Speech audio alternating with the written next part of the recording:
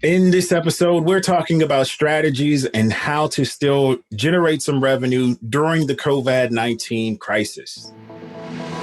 Vacation Rental Machine helps hosts just like you learn how to start, grow, and scale your short-term rental business. This show is all about creating systems that help you automate your business, giving you more time and money freedom. If you're ready to start living the vacation rental life, then subscribe to this podcast today. Come and join us on our Facebook group, The Host Nation, where we'll be talking about starting, automating, and scaling a short-term rental business. Now, on to the show.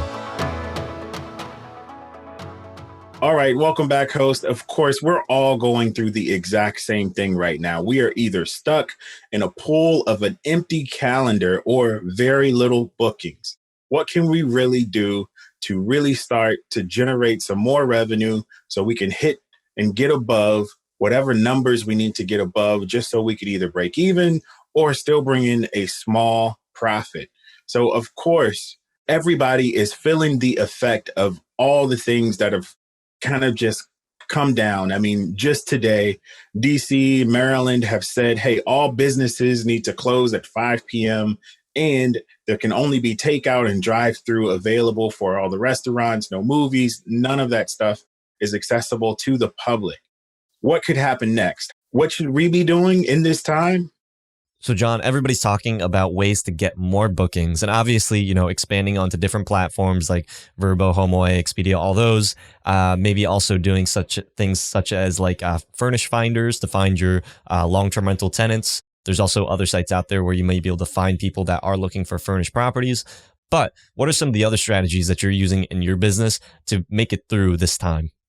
Well, you named a good one, right? Being able to still list your place furnished is an advantage because it keeps you still ready whenever you want to go back to short term. You don't want to take the furniture out and then have to put it back whenever your long-term tenant does vacate. But that leads me right into the other option, which is to go ahead and take out the furniture and then list it long-term. The next thing that I would look to do is to try to spread into some of the medical markets. We all know that, hey, traveling nurses are a good niche, but now there is a demand for patients to be placed in external facilities just because people with the virus or thinking that they have the virus are going to the hospitals, trying to get tested, and the hospitals want to make sure that they are not spreading the virus throughout the other patients that are just there for other treatments. So there is a niche for that. If you do have maybe an elevator inside of the building or you got a first floor master, those people can go there and be accommodated in that way. One of the other strategies that I'm also looking to do is because my local area is saying that, hey, gatherings of 50 or more people should not be permitted. But at the same time, everybody is almost permitted to telework.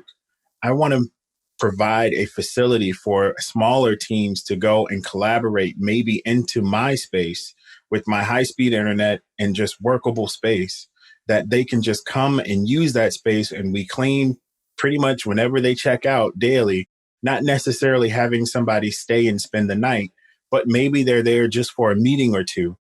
That is revenue that we can capture if we can put ourselves in the right niche. These are just a few things that I'm looking to try or looking to do today. But of course, this is ever evolving. We all should be creative. We all know our own markets. We all know the drive and the draw. We should look at that and then also try to spell out something that actually could work in our local markets. So question of the day, what are you doing to be able to incentivize business and get people into your properties? Leave it in the comment section down below. Until next time, Host Nation, keep on hosting. Hope you hosts found value in this episode. If you did, please go on over to iTunes and leave us a review, as that would greatly support the show. If you'd like to connect with John, the community, and I, then go on over to our Facebook group, The Host Nation. Talk to you hosts in the next episode.